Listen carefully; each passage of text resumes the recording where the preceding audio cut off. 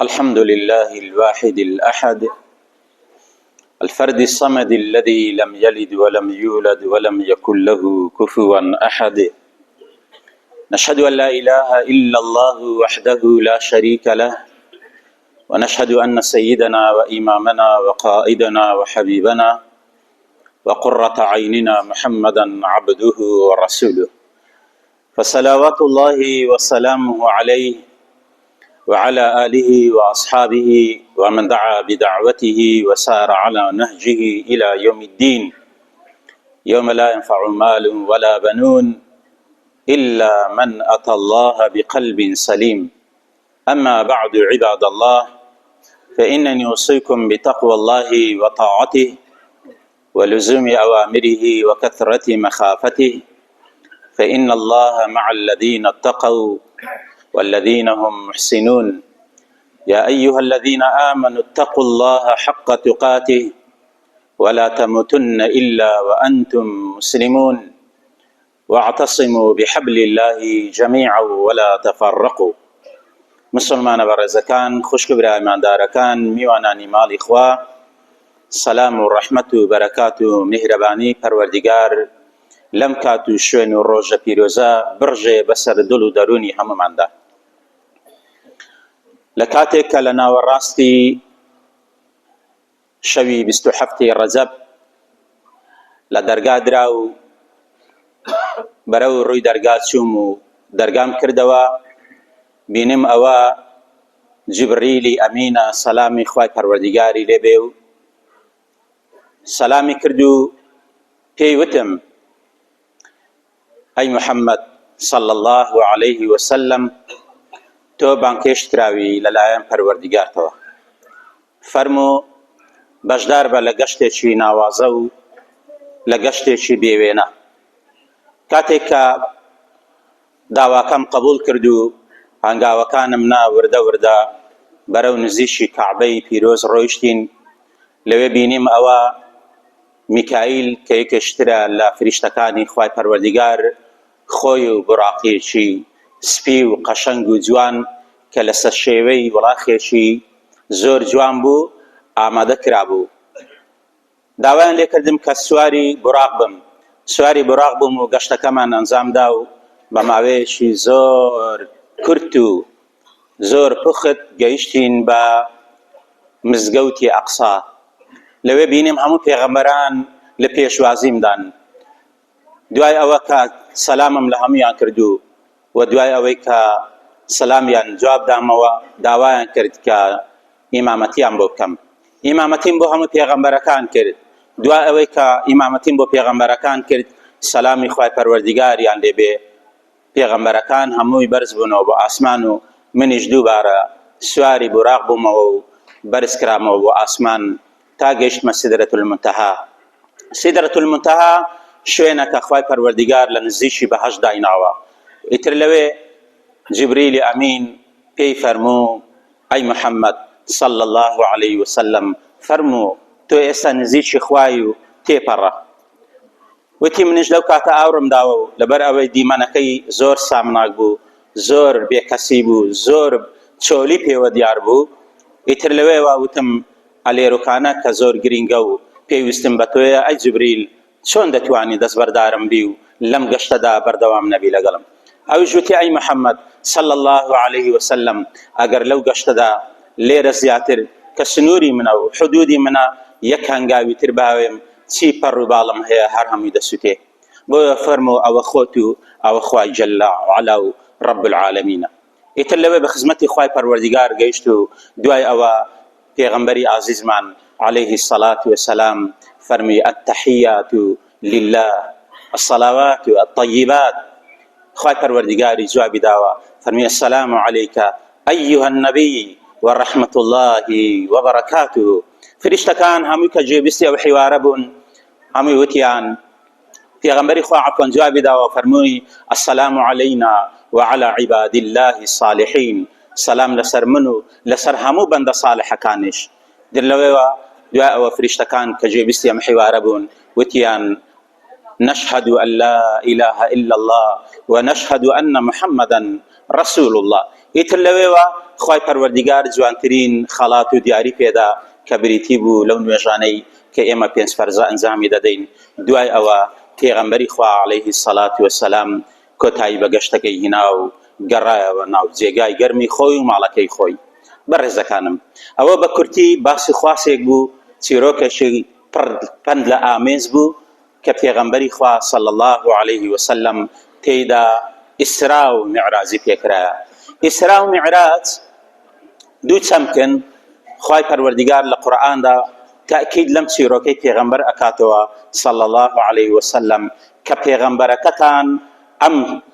سەفەرە و گەشتەی ئەنجامدایە و ڕاستی کردیە و ڕاستی گوتووە. بۆیە خوای پەروەردیگار بۆ تەصدیقی پێغەمبەری خوا صلی الله علیه وسلم لە دوو سیرەتی جیاواز بە دوو شێوەی جیاواز لە دوو کاتی جیاواز خوای پەروەردیگار حەقیقەت و ڕاستی ئیسرا و معراج و شەوڕەوی پێغەمبەری خوا صلی الله علیه وسلم باز دەکەم. لە باس و بابەتی ئیسرا کە گەشتەکەی لە زەویە بۆ زەویە، لە مزگەوتێک لە بۆ مزگەوتێشترە، لە مزگەوتی حەرام لە بۆ مزگەوتی ئەقسایە. خوای پەروەردیگار ئەفەرمێ لە سەرەتای سوورەتی ئیسرا کە ناوی سوورەتەکەشی ناوە بە ئیسرا، سبحان الذي أسرى بعبده، پاک و بێگەردی بۆ ئەو پەروەردیگارەی کە شەوڕەوی بە بەندەکەی کرد، نەیفەرموو بڕەسوولیه بەڵکو بعبده، چونکە عەبدایەتی پلەیەکی زۆر گەورەیە. بەڵام کەی گەورەیە عەبدایەتی؟ ئەو کاتەی کە بەرامبەر خوا بینوێنی، نەک بەرامبەر خەڵک بینوێنی، نەک بەرامبەر مەخلوق بینوێنی.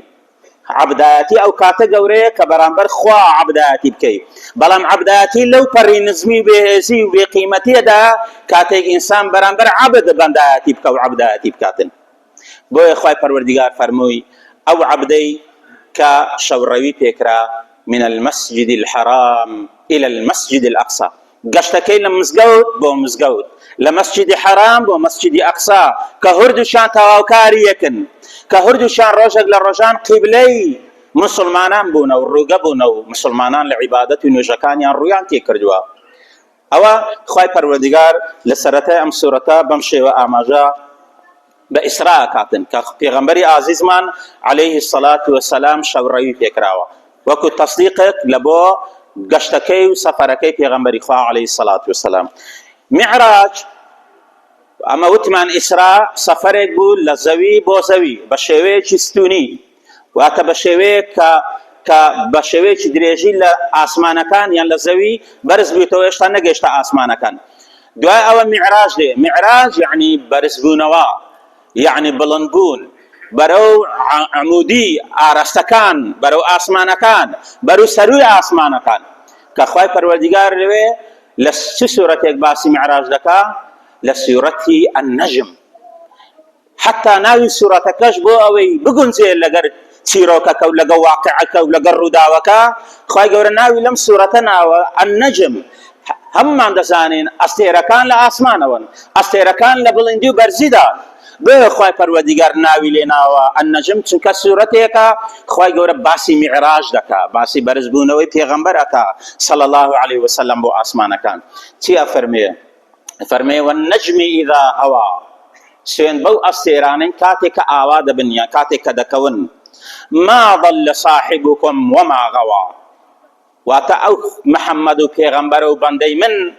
نەگومڕابووە نەسەریشی لێ شێواوە، وەکو ئەوەی کە بەشێک لە مشریکەکان دەیڵێن ما ضل صاحبكم وما غوا وما ينطق عن الهوى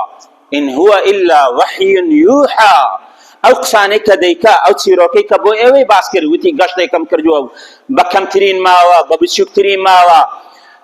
لە مەسجد الحەرام بۆ مەسجد ئەقسا و لەوێوەش بۆ ئاسمانەکان و سەروی ئاسمانەکان و سیدرەت المنتەها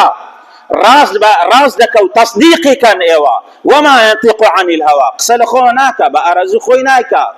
بەڵکو ئەوەی هەیە هەمووی وحی ئێمەیە، سروشی ئێمەیە، دای دەبەزێنین بەسە پێغەمبەرەکەمان صلی الله علیه وسلم تا دەگاتە ئەوەی کە خوای پەروەردیگار ئەفەرمێ فأوحى إلى عبده ما أوحى ما كذب الفؤاد ما رأى. یعنی ئەو کاتێک کە خوا فەرمانی بە پێغەمبەرەکەی کرد، وتی ئەوە نوێژەکەت لەسەر فەرز بێ، فەرموو دیاری خەڵاتی من لە بۆ تۆ ئەی محەممەد صلی الله علیه وسلم، ئەو نوێژەیە بۆ خۆت و ئومەتەکەت بە تەئکید ئەوەی کە چاوەکانی بینی، بتأكيد أويك ساوكاني بيغمبر ديتي لو هم علامة نشانة ولا سدرة المنتهى دڵ کەشی باوەڕی پێکرد و بە درۆی نەخستەوە تا ئەگاتە ئەوەی کە خوای پەروەردیگارە فەرمێ ئەفەتمارونەه على ما يرى ولقد رآه نزلة أخرى عند سدرة المنتهى عندها جنة المأوى إذ يغشى السدرة ما يغشى ما زاغ البصر وما طغى لقد رأى من آيات ربه الكبرى. الله أفرمي أم محمد صلى الله عليه وسلم فعلا هاتا نزيش سدرة المنتهى هاتا خزمت أو شوينك سدرة المنتهى تدا وسدرة المنتهى بهشتي بوماويه كمروفكان وبندكان إخواتي دا حسين دحوين لهم أزيتنا رحتي كان جيان الدنيا بويت ساوكاني أويك ديتي همي الرازبو لقد رأى من آيات ربه الكبرى. بتأكيد محمد صلى الله عليه وسلم علامات نشانه دروسكراوي زور قورو زور زبلاحي خواي پروردگاري بيني لم سفر هذا برزا كانم تايسا ناوزترين قورترين قش لما يجمرو ذاتي انزام درابيتن بريتي الإسراء والمعراج تاك سفرك انزام درابي بمشيوية نلا بيج محمد لنا دواي محمد صلى الله عليه وسلم ام سفر و گشت زارشتر هیچ کەسێک بە چاوی خۆی نابینیتن چونکە گەشتێکە هەموو دروستکراوەکان تێدا بەشدار بوون گەشتێکە لە کەمترین ماوە خوای پەروەردیگار پێی ئەنجام دەداتن ئەوەی کە ئەم گەشتە تێدا بەشدار بوو لە دروستکراوەکان فریشتەکانن مرۆڤەکان ئاژەڵەکانن کە براقە حتا شەو کە بەشێکە لە کات حتا زەوی ئاسمان همو اوانا لم گشتدا بشدار بون لگا پیغمبری خوا صلی الله علیه وسلم وکو زمین سازیه او زعم گشتا خوای پروردگار کاتی لو راگر چونکە کات وقت لكن ايما وكو انسان بونور وكو دروس کراوەکانی خوا وقت لەلای ئێمە وقتا کاتا بەڵام لە سەروی ئێمەوە لەلای خوای پەروەردیگار کات بوونی نییە زەمان بوونی نییە خوای پەروەردیگار بۆ چەند چرکە ساتێک كات زمن رادقري بو پیغمبري خوا صلى الله عليه وسلم كتنها نيواني مسجد حرام مكة لقى فلسطيني قدسي داجي كراوي استا زياتر ل 1200 كيلومتر كاغر بسياره بوي بسي اگر بتاره بوي بسي چند ساعات کو کاتجمرك دخالي كتي مولوي شاعر رضا ورحمه خوای پروردگاری لبه افرمي ري 1000 سال تيچن حجابات كهاتوا حلقه هل دلريايوا يعني اوهم وهزاران صالي كبيوز بو ام گشت اگر بكات بميزاني كات وبپيوري كات گشتەکەی تێدا ئەنجام دا هەزاران ساڵی پێویست بوو تەنها نێوانی دوو مزگەوت کە مەسجدی حرام و ئەقسایە زیاتر لە 1200 کیلۆمەتری دەوێتن کە ئینسان بە ئۆتۆمبیل بیبڕێتن ئەدی بینی ئەرز و ئاسمانەکان هەر ئەدی بینی ئاسمانەکان لەگە ئاسمانی سەروتر کە پێغەمبەری خوا ئەفەرمێ صلی الله عليه وسلم زەوی لە چاو ئاسمانی یەکەم وەکو یەک حەلقەوە ئاسمانی یەکەم لە چاو ئاسمانی دووەم وەکو یەک حەلقەوە تا دەگاتە ئاسمانی حەفتەم ئاسمانی حەفتەم لە چاو عەرشی خوا وەکو یەک حەلقەوە یعنی ئەوەندە بچووکە خوای پەروەردیگار کاتی بۆ ڕاگر یعنی ئەو هەموو شوێنە ئەو هەموو زەمەنە ئەو هەموو ئاسمانانە پێویستی بە هەزاران ساڵە بەڵام کاتێک کە پێغەمبەری خوا عەلەیهی السەڵات وەسەلام لەم گەشتە گەڕایەوە و هاتەوە بەردەرگا لە بەردەرگاکەی دایاننا هێشتان ئەو حەلقەی کە بەردەرکەیەکەیەوە بوو هێشتان دەجوولا و هێشتان لە شوێنی خۆی نەوەستا بوو سبحان الله او همي معجزه خوای پروردگار دوی پیغمبر و با امتکی بداتن صلی الله علیه وسلم و کاری سره چی بو ام گشتا بو انزام دانی ام گشتا برزان پیغمبری خو علیه الصلاة والسلام زوری از درابو برینی زوری لنا ودلی دا دروز بو خوای گوره ویستی سارجی کا ویستی ام برینا نه لبو سارج کوتی مارکا ویستی برای به پیغمبرکی علیه الصلاة والسلام ای محمد صلی الله علیه وسلم جیان هر تنها جیانی دنیا نیە جیهان هەر تەنها جیهان و عالمی دنیا نیە وەرە تۆزێ سەرکەوە وەرە بڕوانە لە دروستکراوەکانی من ئەوجا ئەو کات دەزانی کە جیهانی تری باڵا هەیە ئەوجا ئەو کات دەکانی لە بۆت بەدەردەکەوی کە دەسەڵاتی من چۆنە کە هێز و جەبەڕوتی من چۆنە لەوەی کە پێغەمبەری خوا لەلایەن ئەزیەتی زۆری درابوو لەلایەن مشریکەکان و بێباوەڕەکانی ئەو کات لەلایەکی تر عامی حوزن بەسەر پێغەمبەر داهات بوو واتە چەند ساڵێکی ماتەمینی ئەو ساڵە ماتەمینانەی کە خێزانی خەزیزەی کوبرا خێزانی یەکەمی پێغەمبەری خوا عەلەیهی سەڵات وەسەلام کە پاڵپشتی بەهێزی پێغەمبەر بوو صلی الله عەلەیهی وسەلەم تێیدا وەفاتی فەرمووە عەبدولموطەلیبی مامی کە باشترین و چاکترین بەرگریکاری پێغەمبەر بوو لەوەی کە مشریکەکان و بێباوەڕەکان لەبەر خاتری عەبدولموطەلیب بۆی عەبدولموطەلیب تووڕە نەبێ کە یەکێک بوو لە پیاو ماقولەکان و ڕیسپیەکانی مەککە ئەزیەتی برازاکەیان نەدەدا دەستیان لێ سووک کردبوو بەڵام دوایەوەی کە عەبدولموطەلیب وەفات دەکاتن ئیتر دوا ئەو دەرگا دەکرێتەوە بەسەر ئەزیەتدانی پێغەمبەری خوا لەلایەن مشریکەکان و بێباوەڕەکان ئەوە بۆ ئەوەی کە ئەم هەموو خەم و تەمەی کە لەسەر دڵی پێغەمبەر بوو ئەو هەموو ناڕەحەتیە ئەو هەموو ئازارە ئەو هەموو حەتا آخر کاتەکان و ساتەکانی ئەزیەتدانی پێغەمبەر ئەو کاتە بوو کە مەککە بەخۆی هەڵناگرێ هەنگاوانێ هیجرەت ئەکا بۆ تائیف کە چەند کیلۆمەترێک دوورترە لە شاری مەککە لەوێش خەڵکی تائیف بەو پەڕی بێڕێزی بەو پەڕی بێ احترامی بەرامبەر پێغەمبەری خوا دەوەستنەوە پێغەمبەری خوا بەرباران ئەکەن خوێنی پیرۆزی لە لاشەیدا دێتە خوارەوە و دەکەوتە ناو قاچەکان و نعلەکانی ئیتر لەوێ پێغەمبەری خوا عەلەیهی سەڵات وەسەلام تەواوی دەرگاکانی دنیا بەسەدا دەخرێت کەس نییە باوەش بۆ پێغەمبەری خوا بکاتەوە کەس نییە ڕەحم بە پێغەمبەری خوا بکە کەس نییە سۆز و عەفوی بۆ پێغەمبەری خوا بجیرێ پێغەمبەرێک کە ئەشرەف خەلقی الله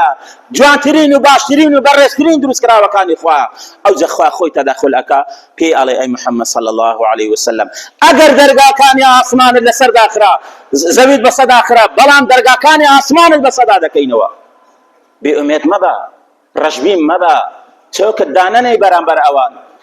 قاچت نەلەرزێ بەڵکو ئێمە لە پشتین ئەی محەممەد صلی الله عەلەیهی وسەلەم بۆیە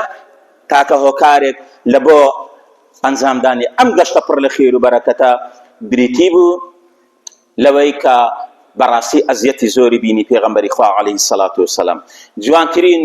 دیاری و خەڵاتیش لەم گەشتەدا کە پێشکەشی پێغەمبەر و ئومەتەکەی دەکرێتن صلی الله عەلەیهی وسەلەم بریتیە لەو نوێژەی کە ئێستا ئێمە ئەنجامی دەدەین نوێژێکی زۆر گرنگ پەیوەندێکی زۆر گرنگ هەموو ڕوکنەکانی تر لە حەج لە زەکات لە ڕۆژوو لەوەکانی تر کە ڕوکن و واجبن لەسەر ئێمەی مسلمان هەمووی لە ڕێگای جبرائیلی ئەمین سەلامی خوای پەروەردیگاری لێبێ بە وەحی دابەزێ بەسەر پێغەمبەر و ئومەتەکەی بەڵام نوێژ جبريل دوري تيدانية رولي تيدانية باشداري تيدان نكردية راستو خوي پروردگار خوي فرمان بپیغمبری خوا اکا صلى الله عليه وسلم كا نوێژەکانیان ئەنجام بدەن ئەوە چی دەردەخات چیمان پێ دەڵێ پێمان دەڵێ کە نوێژەکان زۆر گرنگن نوێژەکان هێڵی پەیوەندین لە نێوانی خوا و لە نێوانی عەبد هێڵی پەیوەندین هەر کاتێک عەبدێک بەندەیەک لە بەندەکانی خوا ویستی پەیوەندی بەخواوە بکە با بچە ناو نوێژ ئەو جەهێلێکی گەرمە یعنی ئەوە نییە کات و دەم و جەمێکی دیاری کراوی هەبی برێ وەڵای من لەو کاتەدا ناتوانم نوێژ بکەم نە لە 24 کات ژمێری شەو و ڕۆژ لە هەر کاتێک ویستت پەیوەندی بەخواوە بکەی لە هەر کاتێک ویستت ئەم هێڵە گەرم بکەی ئەتوانی پەیوەندی بەخواوە بکەی خوای گەورەش وەڵامت دەداتەوە ئەوە نییە وەڵامت نەداتەوە ئەوە نییە جوابت نەداتەوە ئەوە نییە لەسەرت هەڵ نەگرێ یەکسەر ڕاستە و خوای پەروەردیگار وەڵامیشت دەداتەوە ئەو نوێژەی کە ئەوڕۆ ئێمە بێنرخمان کردیە پشتگوێمان خستووە ڕۆحیمان تێدا نەهێشتووە قەدرمان نەزانیوە وەکو بارێک لەسەر شانمانە و زوو لە یەقەی دەکەینەوە وەکو تەکلیفێکی زۆر قورس دەمانەوێت کاتە مردووەکان بە نوێژەکانمان بدەین لە کاتێکی مردوو بە چەند دقەیەکی زۆر خێرا و سەریع نوێژەکەی لە کۆڵ خۆمان دەکەینەوە ئەو نوێژە ئەوە قەدر و بەها و گرنگێتی لەلای خوا و پێغەمبەر صلی الله علیه وسلم کەچی ئومەتەکەشی ئاوا نوێژەکەی ئەنجام دەدەن کە ئەسڵ وایە لە ناو نوێژدا ئینسان دڵ و عەقڵ و مێشی هەمووی خاو بێتەوە هەمووی ئارام بێتەوە هەمووی سەکینەتی تێدا دروست بێت بە عەقڵت بە ژیانت بە کیانت بە هەموو پێکهاتەکانی لەشی ئینسان ئەبێ حزوری هەبێ لە ناو نوێژدا ئەبێ ئامادەیی هەبێ لە ناو نوێژدا ئەگەر نوێژێک ئاوا بوو ئەوجا تۆ تام و چێژی لێ دەبەی ئەگەر نوێژێک ئاوا بوو ئەو دوعانەی کە لە ناو نوێژەکەت دادەیکەی ئەوجا خوا قبوڵی ئەکاتن بۆیە پێغەمبەری خوا عەلەیهی سەڵات وسەلام خەم و پەژارە و ناخۆشی و ناڕەحەتی زۆری لەسەر بوو خوای گەورە چی قەرەبوو کردەوە بە چی قەرەبی کردەوە بۆ ئەوەی ئەم هەموو خەم و تەمەی لێ بڕەوێتەوە نوێژ ئێستاش خوشی مسلمان برای مسلمان ئەگەر خەمت هەیە ئەگەر کێشەت هەیە ئەگەر گرفتت هەیە ئەگەر منداڵت نابێ ئەگەر قەرزاری ئەگەر فەقیری ئەگەر هەژاری ئەگەر زوڵمت لێ دەکرێ ئەگەر ستەمت لێ دەکرێ ئەگەر خاوەنی خانووت نی ئەگەر خاوەنی خێزانت نی ئەگەر هەر کێشە و گرفتەکەت هەیە لە ژیاندا وەرە ناو نوێژ لە ڕێگای نوێژەوە سکاڵا عریزە پێشکەشی خوای پەروەردیگار بکە بەدڵنیایی خوای گەورە وەڵامت دەداتەوە بەدڵنیایی ئەبێتەوە ساڕێژە هەموو خەم و خەفەتەکان و ناخۆشی ناڕەحەتیەکانت تەنها لە ڕێگای نوێژ ئەوە خەڵاتێکی گەورەی گرانبەهای خوای پەروەردیگار بوو بۆ پێغەمبەر و بۆ ئومەتەکەی کە گرینگە ئێمەش ئاوا بۆ گەورەیە سەیری نوێژ بکەین و ئەگەر ئێمە وەکو پێغەمبەر بەرز نابینەوە بۆ ئاسمانەکان و میعراجمان پێ ناکرێ بەڵام خوا وەکو بەدیلی ئەو میعراجە بۆ ئومەتەکەی نوێژی داناوە بۆ پێغەمبەری خوا ئەفەرمێ صلی الله عليه وسلم الصلاة معراج المؤمن الله يعني نوێژ بەرزکەرەوەی ئینسانی ئیماندارە تۆ جسمت لەسەر زەویە و کاتێک نوێژ دەکەی شوێنێکی دیاریکراوت هەیە نوێژەکەت تێدا دابەستووە سوزدەی لە شوێنێکی دیاریکراو دەبی لە شوێنێکی دیاریکراو فاتحە ئەخوێنی لە شوێنێکی دیاریکراو تەحیاتت دەخوێنی بەڵام ڕۆحت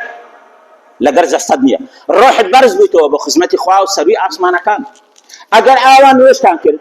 ئەگەر ڕۆحتان لە ناو جسمتاندا مابووە و هەر لەسەر زەوی بوو بزانە ئەو نوێژەتان تامی نییە چێژی نییە و قەدری نییە بەڵام کاتێک کە نوێژەکەت